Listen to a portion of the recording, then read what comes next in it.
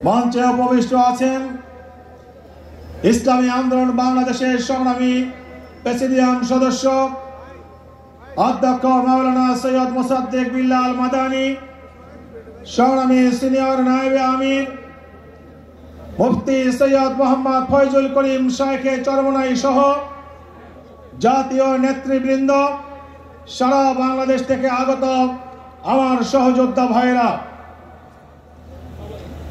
আজ থেকে 8 বছর আগে মোহতারাম আমির যেদিন ইসলামী যুব আন্দোলনের আনুষ্ঠানিক ঘোষণা দিয়েছিলেন, আমি সেই দিন এই যুব আন্দোলনের ঘোষণার মুহূর্তে মদিনাতুল মুনাওয়ারায় ছিল।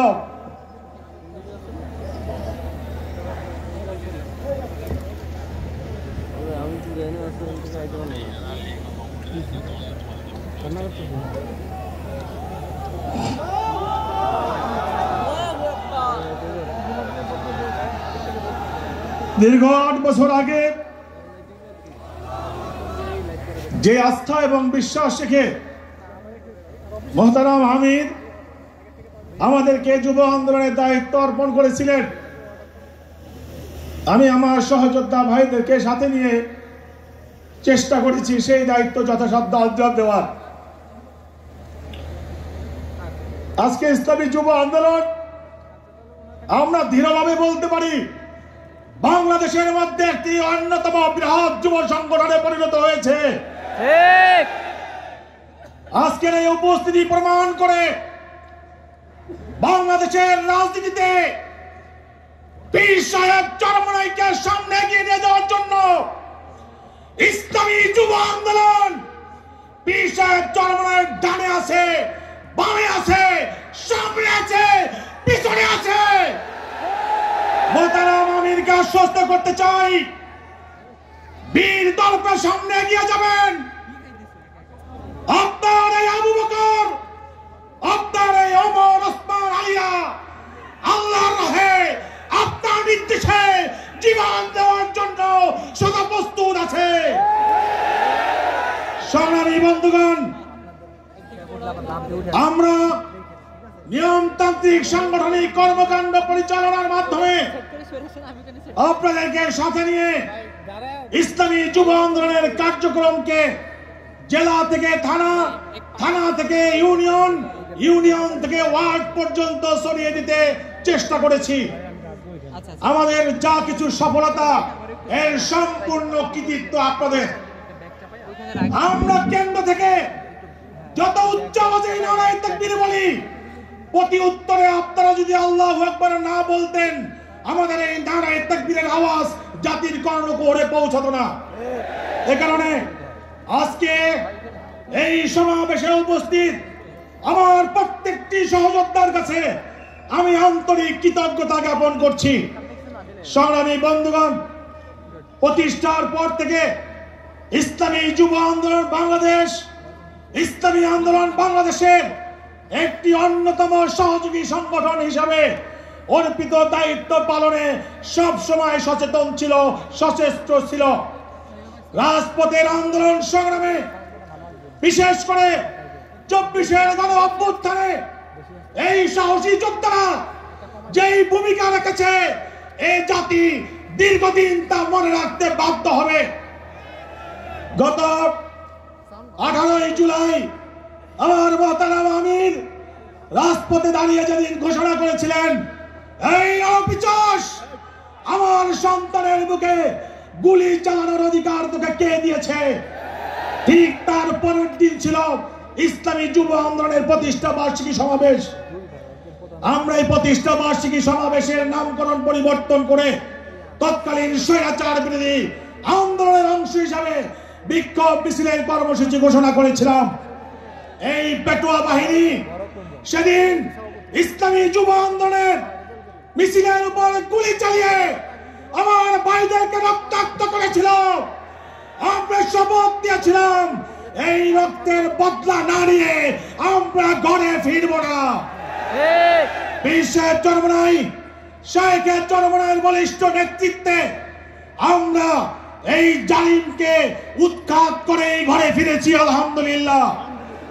সংগ্রামী বন্ধুগণ, মনে রাখতে হবে আমাদের শায়েখ মুর্শিদ রহমাতুল্লাহ আলাইহি, সৈয়দ ফজলুল করিম রহমাতুল্লাহ আলাইহি ইসলামী আন্দোলন বাংলাদেশ নামের একটি অঙ্কুর বপন করে গিয়েছিলেন। আজকে সেই অঙ্কুর একটি বৃহৎ গাছে পরিণত হয়েছে। আজকে এই গাছের ফল দেওয়ার সময় এসেছে।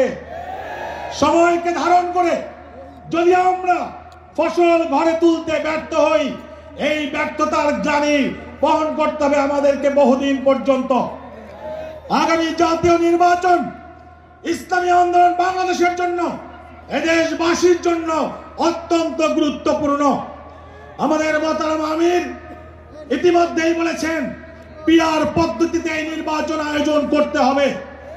পিআর হোক আর নাই হোক, আগামী নির্বাচনে ইসলামী আন্দোলন বাংলাদেশকে একটি ভালো ফলাফল অর্জন করতে হবে, এর কোনো বিকল্প নাই।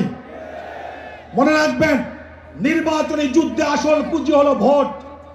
আপনি যদি ভোট অর্জন করতে না পারেন, ভোট ঘরে আনতে না পারেন, এই নির্বাচনের কোনো সফলতা নাই। এদেশের সাধারণ মানুষ আমাদেরকে ভালোবাসে, পছন্দ করে, আমাদেরকে ভোট দিতে চায়, কিন্তু অনেক সময় আমাদের দুর্বলতার কারণে তারা আস্থা হারিয়ে ফেলে, আশা হারিয়ে ফেলে। নির্বাচনী যুদ্ধে যদি জয়লাভ করতে হয়, কেন্দ্রভিত্তিক শক্তি বৃদ্ধির কোনো বিকল্প নাই। এজন্য এবারের এই জাতীয় কনভেনশন একটি বিশেষ টার্গেটকে সামনে রেখে আয়োজন করা হয়েছে। আমরা এই কনভেনশনে বাংলাদেশের প্রত্যেকটি ওয়ার্ড শাখা থেকে 5 জন ভাইকে ঢাকায় ডেকে নিয়ে এনেছি। আজকে মোহতারাম আমির আগামী নির্বাচনকে সামনে রেখে এখানে রোডম্যাপ ঘোষণা করবেন, কর্মসূচি ঘোষণা করবেন। যেই কর্মসূচি তিনি দিবেন, এই কর্মসূচি নিয়ে নিজ নিজ এলাকায় গিয়ে আগামী নির্বাচনে আমার ভোট কেন্দ্রে যাতে আমার চেয়ে কেউ আধিপত্য বেশি বিস্তার করতে না পারে, আমার চেয়ে বেশি শক্তি অর্জন করতে না পারে, আমার চেয়ে বেশি ভোট অর্জন করতে না পারে, সেই টার্গেট নিয়ে আমাদেরকে কাজ করতে হবে। আগামী নির্বাচনে আমার ভোট কেড়ে নেওয়া তো দূরের কথা, আমার ভোটের দিকে যদি কেউ তাকায়, ওর চোখ সাথে থাকবে না, সেই পরিবেশ ইসলামী যুব আন্দোলনকে তৈরি করতে হবে। আমরা বহু বৈষম্যের শিকার হয়েছি, আমরা বহু নির্যাতন নিপীড়নের শিকার হয়েছি। মনে রাখবেন, এখন আমাদের কোমর সোজা করে দাঁড়ানোর সময় এসেছে। আমরা যদি কোমর সোজা করে দাঁড়াতে পারি, ওই বস্তুবাদী রাজনৈতিক শক্তিগুলো আমাদের মোকাবেলায় কখনো টিকবে না ইনশাআল্লাহ। কারণ যেই শক্তি, যেই জাতি জীবন দেওয়ার জন্য সদা প্রস্তুত থাকে, ওই শক্তিকে মোকাবেলা করতে পারে এমন শক্তি পৃথিবীর বুকে নাই।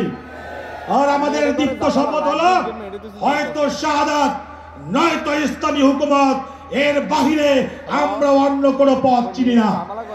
আমরা আল্লাহর রাহে জীবন উৎসর্গ করার জন্যই সদা প্রস্তুত থাকি। সুতরাং বন্ধুগণ, আজকের এই জাতীয় যুব কনভেনশন থেকে মোহতারাম আমির, মোহতারাম সিনিয়র নায়েব আমির সহ নেতৃবৃন্দ নির্বাচন কেন্দ্রিক যে টার্গেট আমাদেরকে দিবেন, সেই টার্গেট নিয়ে প্রত্যেক ভাই এলাকায় গিয়ে আমরা সাংগঠনিক মজবুতি অর্জনের মাধ্যমে আগামী নির্বাচনে সকল রাজনৈতিক শক্তিগুলোকে চ্যালেঞ্জ ছুড়ে দেওয়ার জন্য একটা পরিবেশ সৃষ্টি করতে পারবো ইনশাআল্লাহ।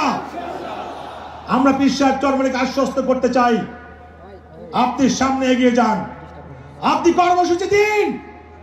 ইসলামী যুব আন্দোলন আপনার কর্মসূচি বাস্তবায়নের জন্য সদা সর্বদা উন্মুখ হয়ে থাকে। 24-এর গণ অভ্যুত্থানে আপনি তার বাস্তব নমুনাও দেখেছেন। সংগ্রামী বন্ধুগণ, আজকের এই জাতীয় যুব কনভেনশন থেকে ইসলামী যুব আন্দোলন বাংলাদেশের প্রত্যেকটি সহযোদ্ধা ভাইদেরকে আহ্বান জানাতে চাই। মনে রাখবেন, সংগঠনের কাজ আমরা ইমানি দায়িত্ব মনে করি। আমরা সংগঠনের জন্য প্রতিটি কদম ফেলি আল্লাহর সন্তুষ্টির জন্য। সুতরাং যে কাজ আল্লাহর সন্তুষ্টির জন্য হয়, সেই কাজ থেকে নীরব থাকার কোনো সুযোগ নাই। এজন্য ইসলামী যুব আন্দোলন বাংলাদেশ আপনাদেরকে যখন যে দায়িত্ব অর্পণ করবে, সেই দায়িত্ব পালনের জন্য আমরা সদা প্রস্তুত থাকবো ইনশাআল্লাহ। আগামী দিনের রাজপথের আন্দোলন সংগ্রামে আপনাদের সাথে আবারও দেখা হবে ইনশাআল্লাহ। আজকে এখানে এই কনভেনশনের মাধ্যমে নতুন কমিটি মোহতারাম আমির ঘোষণা করবেন।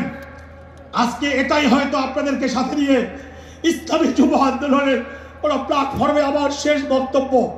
সুতরাং এই শেষ মুহূর্তে আপনাদের কাছে শুধু একটাই অনুরোধ, দীর্ঘ 8 বছরের এই পথ চলায় যদি আমি কখনো আপনাদের সাথে আপনাদের অসন্তুষ্টির কারণ হয়ে থাকি, নিজ গুণে আপনারা আমাকে ক্ষমা করে দিবেন। ইনশাআল্লাহ রাজপথে দেখা হবে, স্লোগানে কথা হবে। আলবিদা ইসলামী যুব আন্দোলন বাংলাদেশ।